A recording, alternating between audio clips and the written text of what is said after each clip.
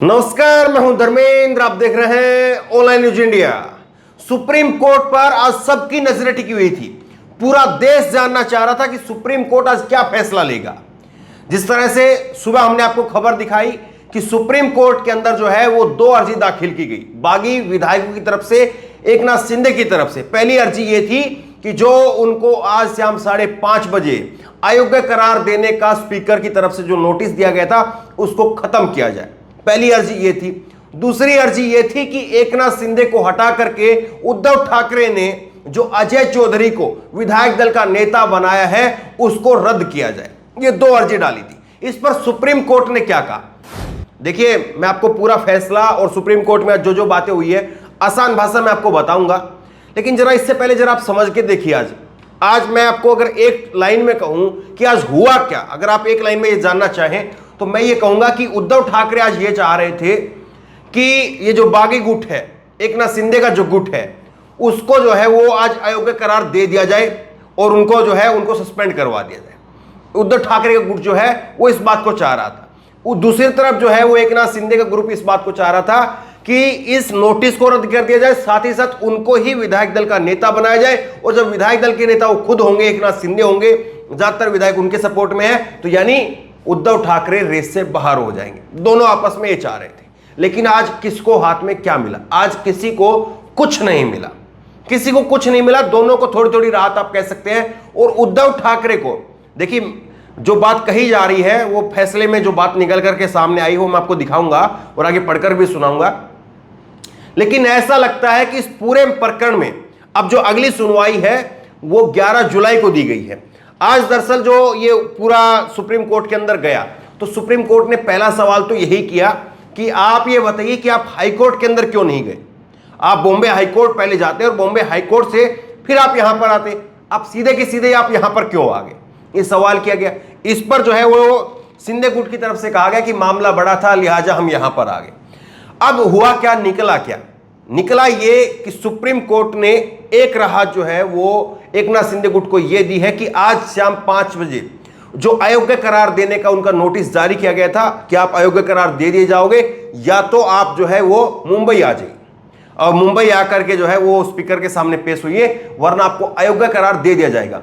तो इस मामले में जो है सुप्रीम कोर्ट ने उसको खत्म नहीं किया, रद्द नहीं किया, उस पर स्टे लगा दिया, रोक लगा दी।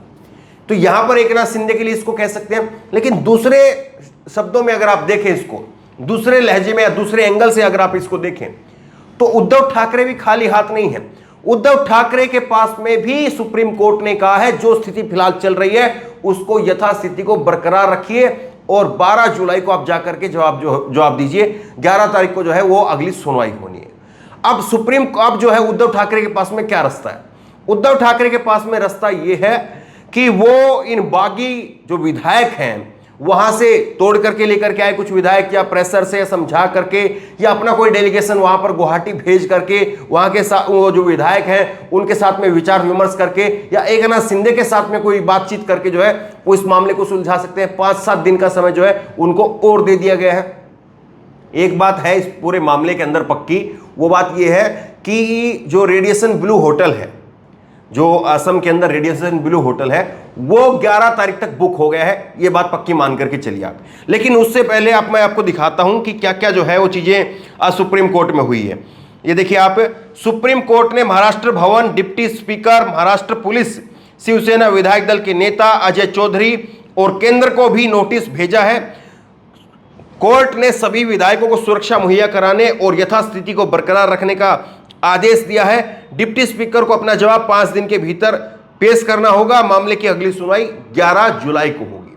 तो जो बातें मैं लगातार आपसे बता रहा हूं वो चीजें जो है वो निकल करके सामने आ रही है। अब देखिए इस मामले में किसने क्या कहा वो सुनिए आप। सुप्रीम कोर्ट की सुनवाई में किसने क्या कहा? शिंदे गुट की तरफ से कहा गया कि डिप्टी स्पीकर के पास में सदस्यता रद्द करने का नोटिस दिया गया है वह संवैधानिक नहीं है। वो कह रहे हैं कि हमको जो नोटिस मिला है डिप्टी स्पीकर के जरिए वो संवैधानिक नहीं है। हमारी संपत्ति को भी नुकसान पहुंचाया जा रहा है, वहां पर तोड़फोड़ हो रही है, हमको धमकाया जा रहा है, हमारे अधिकारों का हनन हो रहा है। ऐसे में हम आर्टिकल 32 के तहत सीधे सुप्रीम कोर्ट में आ सकते हैं। ये सुप्रीम कोर्ट में उन्होंने जवाब दिया। इस पर सुप्रीम कोर्ट ने क्या कहा, जज साहब ने क्या कहा? सुप्रीम कोर्ट ने कहा कि आप जो धमकी की बात कह रहे हैं उसे सत्यापित करने के लिए हमारे पास में कोई साधन नहीं है। यानी धमकी वाली बात को जो है वो सुप्रीम कोर्ट ने यहां पर नहीं लिया। डिप्टी स्पीकर के नोटिस में जो कम समय देने की बात कही है उसे हमने देखा है। आप इस सवाल को लेकर के सामने क्यों नहीं गए? तो आप जो है डिप्टी स्पीकर ने अगर कम समय आपको दिया है तो इसका एतराज जताने के लिए ही आप डिप्टी स्पीकर के पास में क्यों नहीं गए? तो यानी बैलेंस करके जो है ये काफी चीजें खुली है। अभी पूरा का पूरा जो ये माहौल है, पूरी पिक्चर है, वो अभी सबके लिए खुली है। अब इसमें आगे देखिए आगे क्या कहा गया है। सुप्रीम कोर्ट ने कहा कि डिप्टी स्पीकर को चुनौती दी गई है, हमें पहले उसे सुनना चाहिए। इस पर डिप्टी स्पीकर के वकील राजीव धवन ने कहा कि शिवसेना की ओर से आए मेरे मित्र अभिषेक मनु सिंघवी को पहले बात रखनी दी जाए। ये देखिए आपस में जो है ना वो समय निकाल करके समय जो है वो अगली तारीख लेने की या वकीलों की एक अपनी कला होती है। पहले डिप्टी स्पीकर को जो है वो सुनना चाह रही थी सुप्रीम कोर्ट, लेकिन डिप्टी स्पीकर की तरफ से जो वकील है उन्होंने कहा कि नहीं साहब, हमारे ही जो दूसरे सीनियर वकील हैं अभिषेक मनु सिंघवी उद्धव ठाकरे का पक्ष रख रहे थे और हरीश साल्वे वो एकनाथ शिंदे का पक्ष रख रहे थे। तो उन्होंने कहा कि पहले जो है वो अभिषेक मनु सिंघवी को बात रखनी दी जाए। अब सुप्रीम कोर्ट ने कहा, इस पर देखिए क्या कहा है। क्या इस मामले पर स्पीकर के कुर्सी पर बने रहने को लेकर ही सवाल है? जब आर्टिकल 179 के तहत डिप्टी स्पीकर को हटाने का मामला पेंडिंग है तो क्या वो अपनी सदस्यता को रद्द करने का नोटिस भेज सकते हैं? क्या आपने अभी इस पर विचार किया है? तो ये सुप्रीम कोर्ट ने वहां पर चीजें रखी। महाराष्ट्र सरकार और शिवसेना ने इस पर क्या कहा वो सुनिए आप। बागी विधायक पहले हाईकोर्ट ने जाकर के सुप्रीम कोर्ट क्यों गए? शिंदे गुट जो है वो बताए कि उन्होंने इस प्रक्रिया का पालन क्यों नहीं किया। किसी भी केस में ऐसा नहीं होता है, जब स्पीकर के सामने कोई मामला पेंडिंग हो तो उसमें कोर्ट में दखल दे दिया जाए। देखिए एक बात को आप समझिए, जो कोर्ट का जो प्रक्रिया है वो अलग है और जो वहां पर जो सदन की प्रक्रिया है वो अलग होती है। इसलिए जब तक मामला सदन में चल रहा होता है तो आप कोर्ट में नहीं जा सकते उसको लेकर के।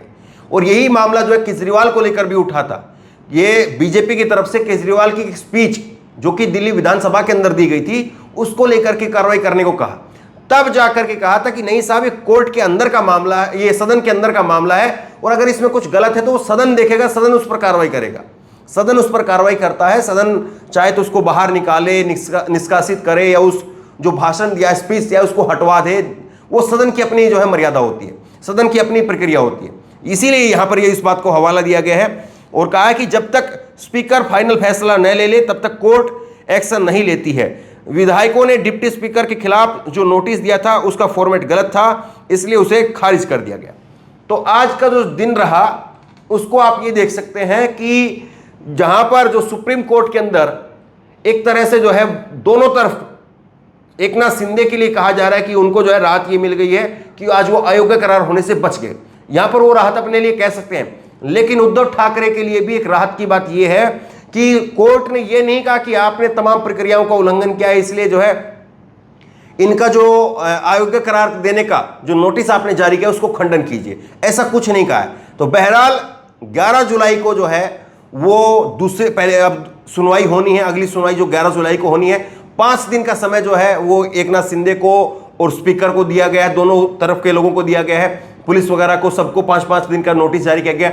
उनको 5 दिन का अपना जवाब दाखिल करना पड़ेगा। 5 दिन का जवाब दाखिल करने के बाद कोर्ट उसको कंसीडर करेगा और फिर अगली सुनवाई जो है 11 तारीख को होगी।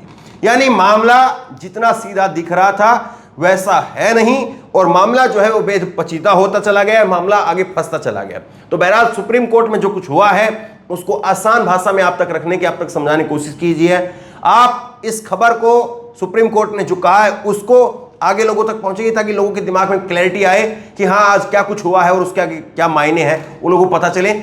इस खबर को ज्यादा से ज्यादा शेयर कीजिए और इसी तरह की तमाम खबरों के लिए ऑनलाइन न्यूज़ इंडिया सब्सक्राइब कीजिए, साथ में जो बेल आइकन है घंटी उसको जरूर दबाइए ताकि जैसे वीडियो हम अपलोड करें उसकी नोटिफिकेशन आपको तुरंत मिल सके। धन्यवाद। इस खबर को अभी लाइक करें, शेयर करें, अभी चैनल को सब्सक्राइब करें और घंटी जरूर दबाएं।